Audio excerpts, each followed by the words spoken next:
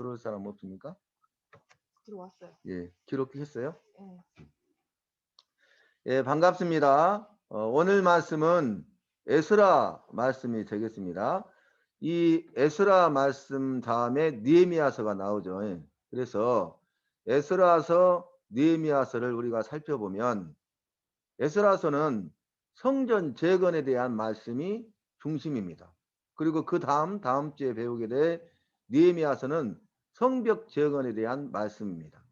이스라엘 백성들이 바벨론에 남유다가 멸망당하고 포로로 끌려가죠. 그리고 포로 귀환하게 되는데 포로 귀환을 통해서 무너져버린 성전을 재건하고 무너져버린 성벽을 재건하는데 이 성전 재건은 그들의 무너져버린 영적인 성전을 재건하는 것이고 무너져버린 영적인 성벽을 재건하는 그런 일이 됩니다. 그래서 오늘 말씀은 에스라서인데 첫 번째 전반부 내용은 포로 귀환과 성전 재건. 그러니까 이 포로 귀환은 1차 포로 귀환을 말합니다.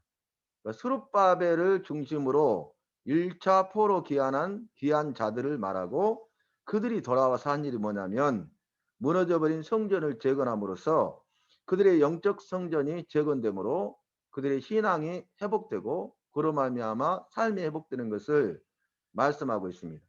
그 다음에 두 번째 포로 귀환과 개혁은 뭐냐면 이제 2차 포로 귀환이 이루어지는데 에스라를 중심으로 2차 포로 귀환자들 그리고 에스라가 2차 포로 귀환해서 예루살렘으로 온 후 종교 개혁을 하는 말씀이 기록되어져 있습니다.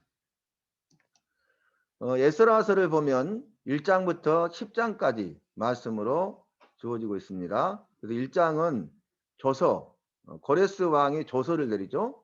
귀환, 준비, 재건, 준비에 대한 말씀이 기록되어 있고요. 마지막 10장 말씀을 보면은 회개와 개혁에 대해서 말하는데 이 지은 죄, 그 죄가 뭡니까? 9장에는 통혼이죠. 이방 민족들과 결혼함으로써 그들의 풍습을 따르고 그들의 우상을 섬기는 죄를 범합니다. 그래서 이것을 보게 된 2차 포로 귀환자의 지도자인 에스라가 먼저 회개 기도를 하고 그 다음에 10장 말씀에 보면은 온 이스라엘 백성이 회개 기도를 한 다음에 이제 결단을 하고 죄에 대해서 회개하고 죄를 끊어버리고 개혁을 하는 종교 개혁의 말씀이 기록되어져 있습니다. 다시 말씀드리면 1차 포로 귀환은 스룹바벨이 지도자가 되어서 1차 포로 귀환한 사람들 이들이 한 일은 뭡니까? 돌아와서 성전을 재건한 일을 합니다. 그리고 이제 80년이 지난 후에 2차 포로 귀환이 이루어지는데 에스라가 지도자가 되어서 바벨론 각도에 있던 이스라엘 백성들이 포로 귀환하죠. 이들은 돌아와서 율법, 여호와의 말씀을 중심으로 종교 개혁을 하는 일에 쓰임을 받습니다. 그러니까 2차 포로 귀환은 성전 재건, 2차 포로 귀환자들은 율법, 여호와의 말씀을 중심으로 종교 개혁. 그래서 이들은 성전을 재건했다면 2차 포로 귀환자들은 영적인 성전을 재건했다. 이렇게 말씀을 기억하시면 되겠습니다. 전체 내용을 보면 에스라 말씀 1장부터 10장 해서 1장부터 10장까지 말씀이 기록되어 있고요. 여기 보면 두 가지 기둥을 넣어놨죠. 포로 귀환과 성전 재건, 포로 귀환과 개혁에 대해서 이야기하고 있고 에스라서를 한 문장으로 요약하면 에스라는 포로 귀환과 성전 재건과 포로 귀환과 개혁을 말씀한다. 이렇게 말씀드릴 수가 있겠습니다. 에스라 1장 말씀을 보면 조서 귀환 재건 준비에 대한 말씀이 기록되어 있는데요. 이 조서는 고레스 왕의 조서입니다. 고레스가 바사와 메데의 연합군이 바벨론을 침공하고 바벨론을 무너뜨립니다. 그리고 고레스가 나라를 얻게 되는데 바사 제국, 역사적으로는 페르시아 제국이죠. 바사 제국을 세웁니다. 그때 여호와께서 이방인이고 이방인의 왕인 고레스의 마음을 감동시키니까 고레스가 공포를 하고 조서를 내리는데 그 내용이 무엇입니까? 바벨론 각도에는 120도거든요. 그러니까 각 나라를 멸망시키고 120개 도를 가지고 있었는데 이 고레스가 그 많은 소수민족 가운데 조서를 내리는데 히브리인들은 첫 번째 거국으로 돌아가라. 포로 귀환 명령을 내려요. 두 번째는 돌아가라는 이유를 말하죠. 돌아가서 무너져버린 성전을 재건하라. 그리고 세 번째는 거기에 필요한 모든 것은 우리가 대주겠다. 이게 핵심 내용입니다. 있을 수 없는 일이 이루어진 거죠. 여호와께서 이방인이고 이방인의 왕인 고레스를 통해서도 일하시고 역사하신다는 것을 보여주고 계십니다. 그리고 포로 기한 재건 준비를 보면 이제 포로 기한을 준비하죠. 명령에 따라서. 그리고 그들이 이제 돌아가서 성전을 재건하기 위해서 그 바벨론 각도에서 성전 재건 준비를 합니다. 그 내용이 에스라 1장 말씀에 기록되어져 있습니다. 우리가 지난번에 열왕기상하 역대상하를 통해서 이스라엘 나라가 통일왕국이었고 그 다음에 통일왕국에서 분열왕국으로 그래서 남유다와 북이스라엘로 나뉘게 되었고 북이스라엘 왕들의 역사와 남유다 왕들의 역사를 살펴봤습니다. 북이스라엘은 여로보암이 창건했는데 그 북이스라엘 왕들의 후렴구 반복구가 뭡니까? 여로보암의 뒤를 따라 악을 행하였더라. 여호와의 여로보암의 길을 따라 악을 행하였더라. 이것이 반복구잖아요. 그래서 결국 그들이 우상 숭배의 죄를 범하고 끝까지 해결치 않습니다. 여호와께서 해결치 아니하면 아수르를 통해서 멸망시킬 것을 말씀하셨음에도 불구하고 최후 경고, 최후 통첩에도 그들이 해결치 아니하므로 결국 말씀이 이루어져서 주전 722년에 역사적으로 아수르를 통해서 북이스라엘이 멸망당합니다. 이 아수르는 이제 그 정복한 지역에 타민족, 이민족을 보내요. 그래서 혼혈이 되게 합니다. 혼합주의 정책을 폈거든요. 그래서 북이스라엘을 멸망시킨 다음에 그 북이스라엘 지역에 남은 북이스라엘 사람들에게 이민족들을 보내가지고 그들이 서로 혼혈이 되게 만듭니다. 그래서 그 혼혈된 북이스라엘 사람들이 사마리아 사람이 되죠. 그래서 사마리아인이라고 부르게 됩니다. 그리고 남유다는 여호와의 말씀이 이루어져서 북이스라엘이 멸망당한 것을 보았음에도 불구하고 그들이 우상숭배의 길에서 떠나지 아니하고 끝까지 우상숭배의 죄를 범하니까 마지막 선지자인 에레미야를 통해서 말씀하시죠. 지금이라도 회개하면 살려니와 그렇지 않으면 바벨론을 통해서 멸망시킬 것을 말씀하시고 성전이 불타고 성벽이 완전히 해파될 것을 말씀하시고 그리고 바벨론 포로로 끌려갈 것이요 70년 동안 포로 생활하리라 이렇게 말씀하시고 그뿐만 아니라 70년이 되면 다시 거국으로 돌아오게 하리라. 심판으로 끝나는 것이 아니라 다시 회복에 대한 약속의 말씀을 주시잖아요. 그 말씀을 이루신 것입니다. 여호와께서 에레미야 선지자를 통해서 하신 말씀을 다 이루셨는데 포로 기한도 그 말씀을 이루기 위해서 고레스의 마음을 감동시켜서 고레스가 공포하고 조서를 내림으로 성전 기한이 이루어지게 되는 것입니다. 그래서 성전 기한하게 하신 이유가 뭡니까? 그들이 삶이 무너진 것은 그들의 신앙이 먼저 무너졌기 때문에 삶이 무너졌어요. 삶이 무너지면 신앙이 무너졌기 때문이기 때문에 먼저 신앙을 회복하면 무너져버린 삶도 회복됩니다. 삶을 회복시키려고 해도 삶이 회복되지 않아요. 그래서 돌아가서 포로 기한을 통해서 무너진 성전을 재건함으로 너희의 영적 성전을 재건하라. 이게 메시지예요. 에스라서. 그래서 너희의 신앙이 회복됨으로 삶이 회복되기를 원하시는 것입니다. 또 다음에 살피게 된 느헤미야서는 성벽이 해파됐잖아요. 그러니까 느헤미야를 중심으로 주신 명령이 뭡니까? 무너져버린 성벽을 재건하라. 그 말은 무너져버린 영적 성벽을 재건하라. 그래서 그들의 신앙이 회복됨으로 삶이 회복되게 하시기를 원하신 것이죠. 그래서 이들은 기한 명령을 받고 포로 기한을 준비하고 돌아가서 성전을 재건할 것을 준비하는 것을 1장에서 볼 수 있습니다. 2장 말씀을 보면 이제 1차 포로 귀환을 합니다. 1차 포로 귀환에서 그들이 예루살렘에 오게 되는데 도착하게 되는데 1차 포로 귀환자들의 인구를 조사해요. 그래서 이들이 한 5만 명가량이 1차 포로 귀환으로 돌아오게 됩니다. 그래서 그들이 한 일이 뭡니까? 성전 재건을 시작하게 돼요. 그리고 예물에 대한 말씀은 1차 포로 귀환자들이 성전 재건을 하기 위해서 드린 예물이에요.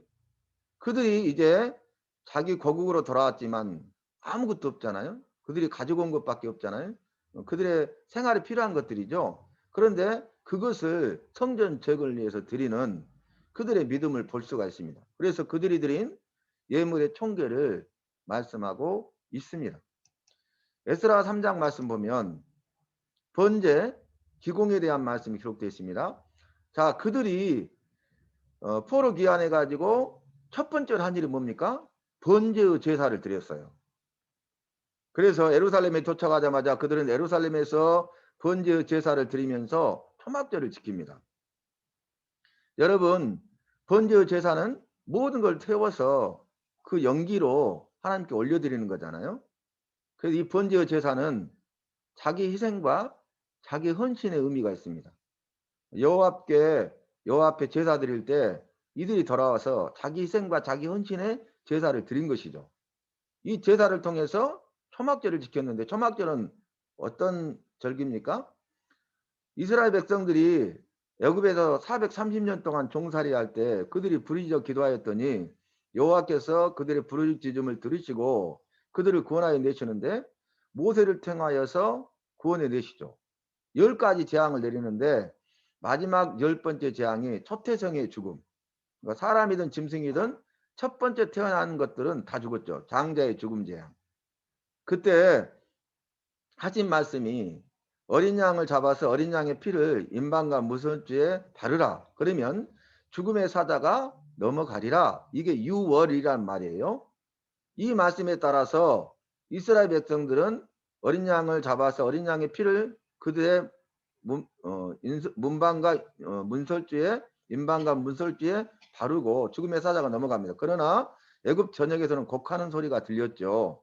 그래서 그걸 통해서 출애굽하게 되죠. 그리고 광야 40년 동안 장막 생활을 하다가 결국 젖과 꿀이 흐르는 가나안 땅으로 들어가죠. 그것을 기념하여 지키는 것이 초막절, 다른 말로 장막절이라고 합니다. 그러니까 애굽 종살이 된 곳에서 해방시키고 구원해 주신 것을 기념하는 거잖아요.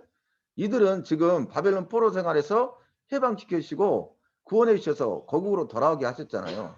그런 의미로 그들이 먼저 여호와께 번제의 제사를 드리면서 초막절을 지킨 것입니다. 여호와께서 행하신 구원을 기억하고 기념하는 것이죠. 우리도 마찬가지입니다. 나 같은 죄인을 구원해 주신 그 여호와의 구원의 은혜를 우리가 기억하고 기념하는 삶을 살면서 날마다 구원의 기쁨과 감사와 감격을 누려야 하겠습니다.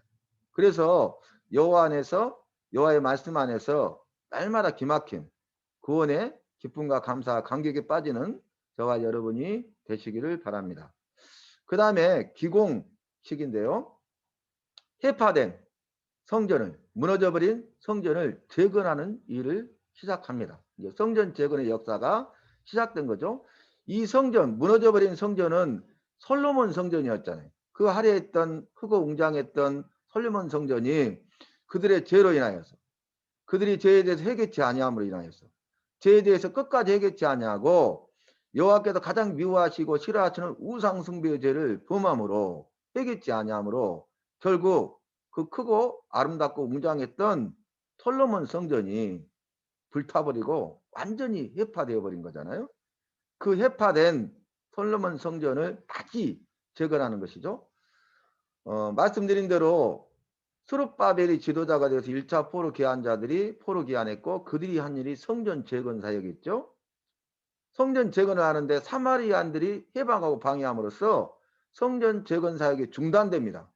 무려 16년 동안 중단돼요. 그러나 그 후에 그 성전 재건 사역을 다시 시작하고 성전을 안공하고 봉헌한 것을 볼 수 있습니다.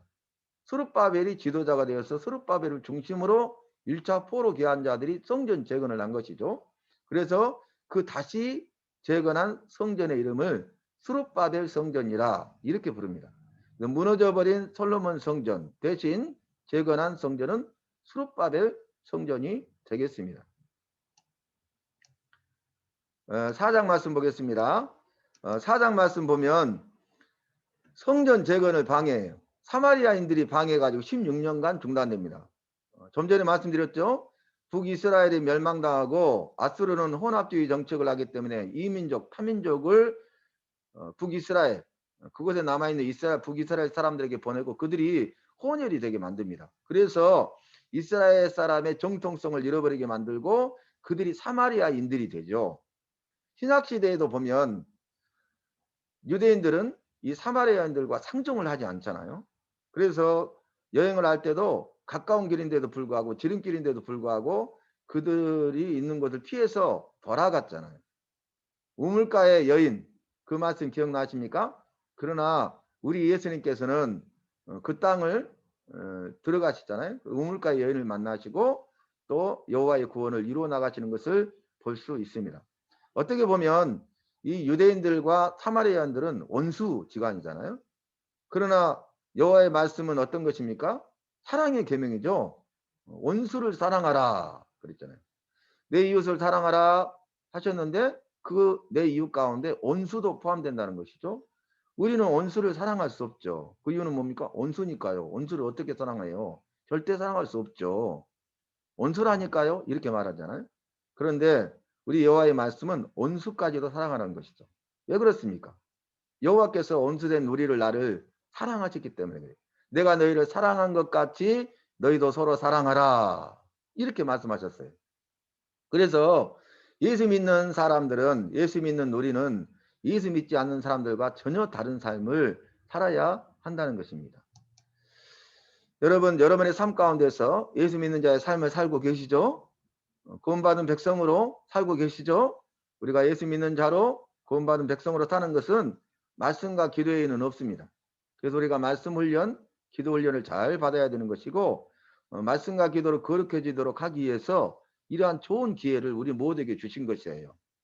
우리가 신구약 성경 66권 1189장의 말씀을 알아갈 수 있는 기회를 주셨잖아요.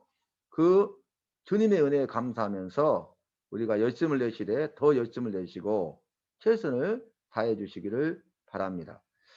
에스라 5장 말씀 보면 성전 건축, 중단되었던 성전 재건 사업이 다시 재개됩니다. 성전 재건 사역이 사마리아인들의 방해로 중단됐잖아요. 그 16년 동안 포로 귀환자들은 뭐합니까? 자신들의 거처만을 위해서 자기 집을 좋게 만들고 또 그것을 아름답게 꾸미는 그런 삶을 살았어요. 성전 재건이 중단됐으므로 성전 재건 사역에 대한 관심이 없었어요. 그때 여호와께서 하신 일이 무엇입니까? 학개 선지자와 스가랴 선지자를 보내서 그들을 책망하십니다. 그리고 성전을 다시 재건 사역을 시작할 것을 말씀하시죠. 그래서 학개 선지자와 스가랴 선지자가 그들을 책망하고 성전 재건할 수 있도록 그들을 격려하면서 다시 성전 재건 사역이 재개되는 것을 볼 수 있습니다. 그래서 우리가 에스라서 느헤미야 말씀을 볼 때는 연관권이 어디겠습니까? 학개 스가랴 말씀을 보시면 좋아요. 학개서에 보면 우리가 잘 아는 말씀이 있죠. 너희는 산에 올라가서 나무를 가져다가 여호와의 전을 건축하라. 이것이 중단된 성전 재건 사업을 다시 재개하라는 그런 책망이요 격려인 것입니다. 우리도 마찬가지죠. 우리 삶 가운데서 여호와를 위해 살다가 어떤 어려운 일을 당하고 중단되면 이제 그걸 잊어버리고 우리 자신들만을 위해서 사는 그런 모습은 아닌지 한번 살펴보면서 다시금 말씀을 통해서 주께 돌아와서 주님의 말씀으로 살아가야 되겠습니다. 그러나 다시 재개케 하심은 학개 스가랴 선지자를 통해서 책망하시고 격려하심으로 이 일을 하게 하십니다. 그런데 문제가 생기죠. 유브라데 서부 지역의 총독으로 온 다뜨네가 이 성전 재건을 하지 못하도록 합니다. 그래도 담대하게 성전 재건 사업을 계속하니까 총독 다뜨네가 그 바사의 다리오 왕에게 상소를 해요. 이 성전 재건을 하지 못하도록. 위기죠. 그러나 위기는 기회가 되는 것입니다. 왜냐하면 여호와께서 말씀으로 약속하셨잖아요. 예레미야 선지자를 통해서 말씀하시기를 바벨론 포로에서 돌아올 것이고 다시 무너져버린 성전과 성벽을 재건할 것이라고 말씀하셨고, 그 여호와의 말씀은 어떤 원수 사탄 마귀의 방해에도 그대로 이루어지는 것입니다. 늘 말씀드린 것처럼 여호와께서는 말씀하시고 하신 말씀을 반드시 이루시는 여호와심을 믿으시기를 바랍니다. 6장 말씀 보면은 이제 상소를 올리니까 조사하게 만들죠. 그래서 엠무서를 조사하는데 그 조사를 통해서 오히려 고레스 조서가 발견되고 그 고레스 조서를 확인하게 돼요. 그러니까 정당성을 확인받는 계기가 된 것이죠. 위기가 기회가 된 것입니다. 그래서 이 다리오가 명령을 내리는데 왕의 재산, 자신의 재산이죠. 왕의 재산 곧 강 서편 세금 중에서 성전 중에서 세금 중에서 신속하게 그들을 도와서 성전을 재건하게 하라. 이렇게 협력합니다. 온주하죠. 거기에 필요한 것들을 지원해 주는 것을 볼 수 있어 오히려. 그 다음에 성전을 완공해 가지고 봉헌하는데 성전을 건축 재개를 시작한 지 성전 재건을 시작한 지 20년 만에 성전을 완공하고 여호와께 봉헌하는 말씀이 기록되어 있습니다. 성전을 봉헌한 다음에 그들이 먼저 한 일이 무엇인지 아십니까? 봉헌 후에 제일 먼저 유월절을 준수 지켰어요. 유월절은 좀 전에 제가 말씀드렸죠. 죽음의 사자가 뛰어넘어가리라. 그래서 여호와께서 말씀하시면 그 말씀 반드시 이루어지는 말씀이고 그 여호와의 말씀을 순종하면 복을 받고 불순종하면 저주를 받는다 말씀하셨으니 우리는 말씀을 통해서 세상 역사를 통해서 여호와의 말씀을 믿고 순종하는 삶을 살아야 됨을 다시 한번 확인할 수 있습니다. 그래서 이들은 봉헌 후에 제일 먼저 유월절을 지킨 것입니다. 유월절은 요아스 왕이 유월절을 지킨 이후에 오랜 세월이 지났죠. 그래서 그들이 다시 돌아와서 그들의 신앙을 회복을 위해서 여호와 앞에 유월절을 지켰다는 것을 볼 수 있습니다. 7장 말씀 보면 2차 포로 기한이 이루어집니다. 1차 포로 기한이 이루어진 후 80년 만에 2차 포로 기한이 에스라가 지도자로 2차 포로 기한자들이 돌아와요. 그리고 2차 포로 기한은 성전 재건 후 58년 만에 이루어집니다. 그들이 성전 재건을 완공하고 봉헌을 했잖아요. 6장에서.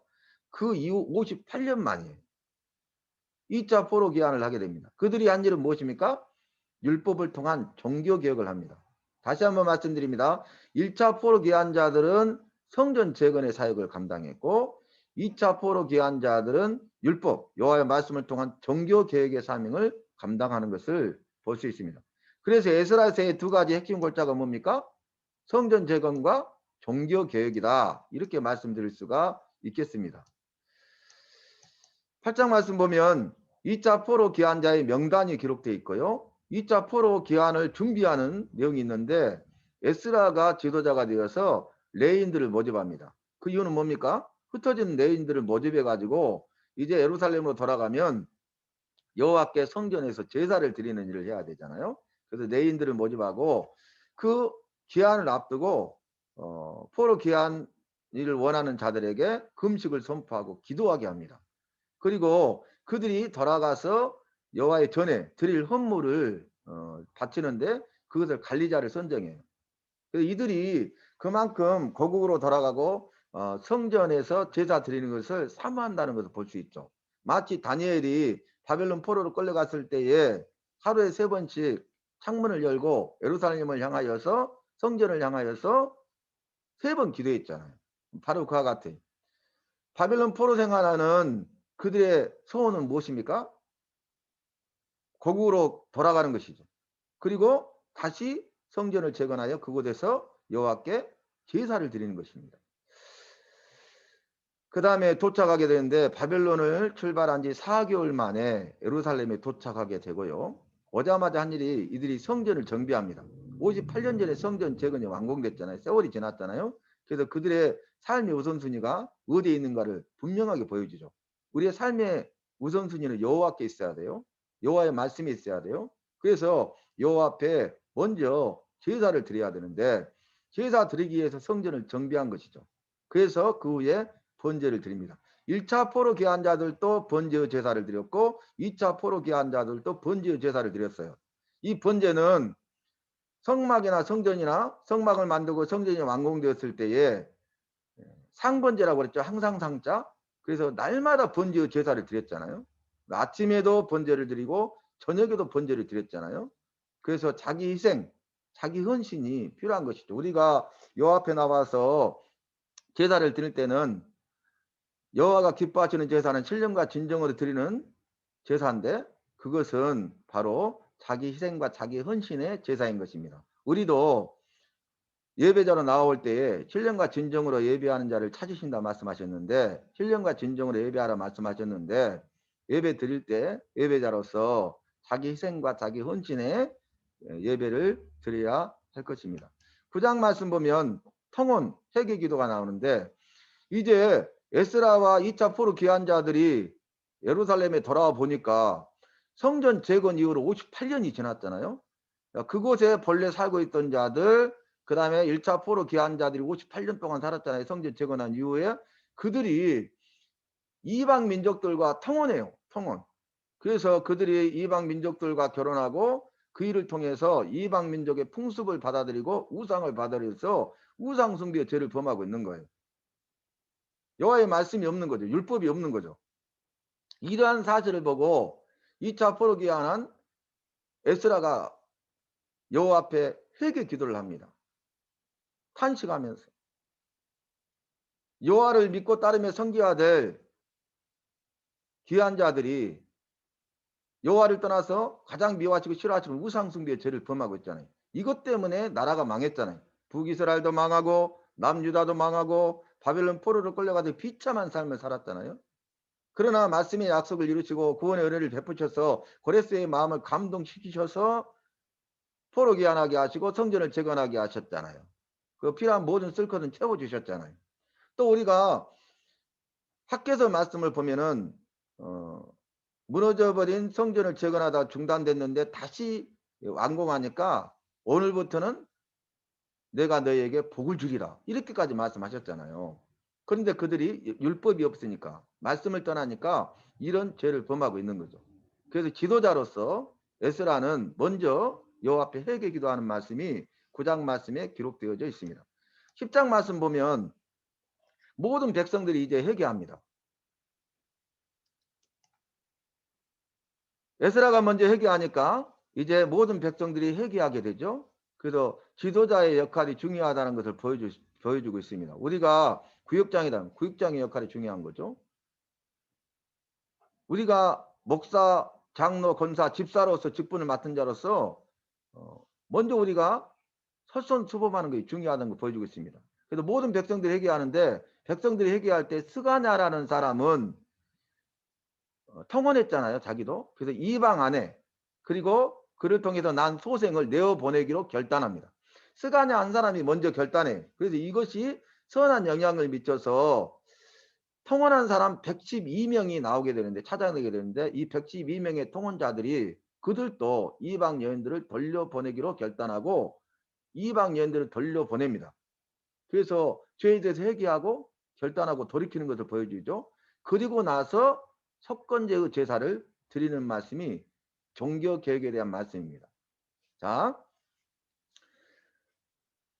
그들의 죄에 대해서 석하는 석건제의 제사를 드림으로 말미암아서 여호와와의 관계가 회복된 것이죠. 죄 문제가 해결되었기 때문에.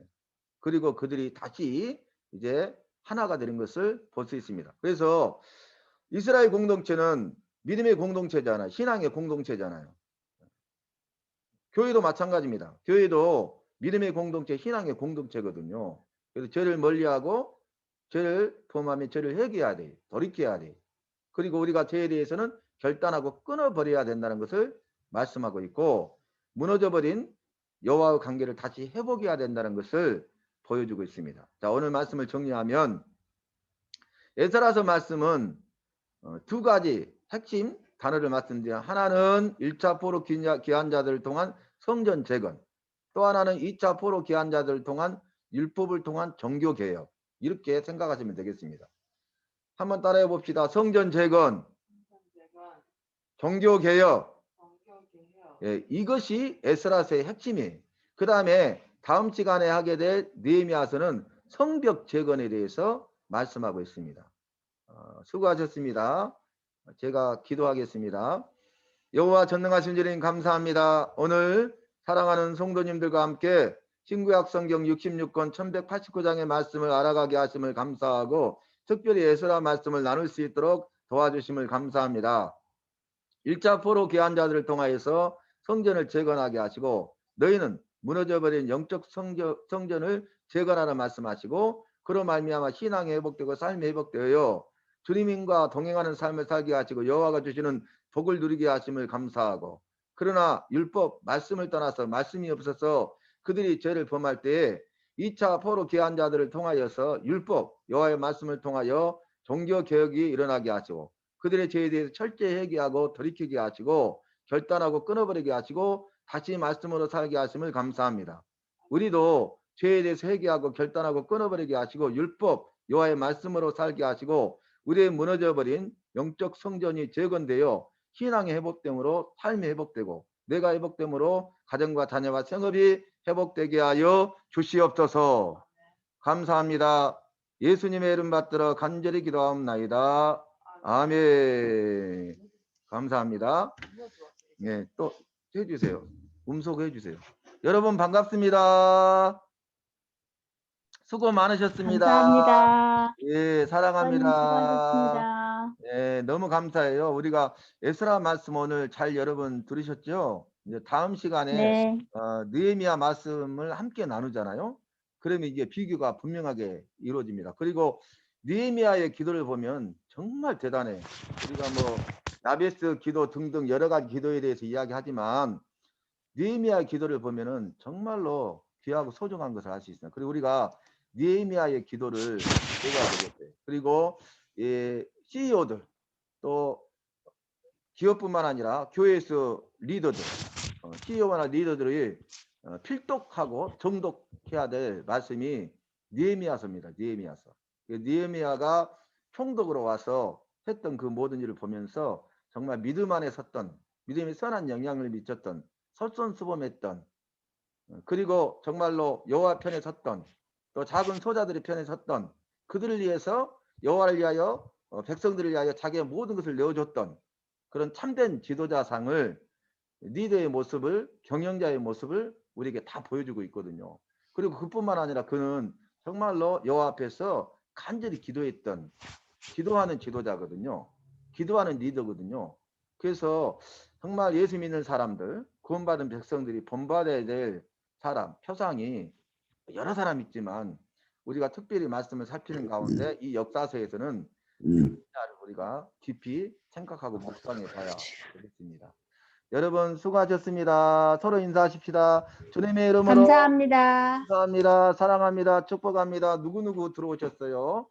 방금 목소리는 이미경 집사님 같으신데 네. 반갑습니다. 잘 지내셨죠? 감사합니다. 반갑습니다. 감사합니다. 여러분들 주님의 이름으로 환영하고요. 장사 사모님도 아까 들어왔었는데 네, 들어왔어요. 그다음 나와서. 이옥자 성도님, 박예경 사모님, 이슬리 권사님, 이렇게 이미경 집사님 이렇게 들어오셨네요. 예, 말씀드렸어요. 잘하셨습니다. 다음 시간에 뵙겠습니다. 감사합니다. 까지 있고 또 뭐 세열이 하신 분들이 있다고 그래서 어차피 30분이면 충분하니까 제가 이렇게 진행을 했습니다. 또 열심히 뭐 10장까지밖에 안 되니까 스케도 빨리 해서 올려주시고요. 열심히 해주시기 바라고 제가 이제 말씀성을 다시 녹음해가지고 보내드리도록 하겠습니다. 그래서 그걸 자주 들으시면 좋을 것 같아요. 감사합니다. 다음 시간에 만나요. 감사합니다. 예, 남은 시간 행복하십시오. 감사합니다. 네, 카톡에 문자로 이렇게 서로 인사 남겨주시면 감사하겠어요. 예, 들어가십시오.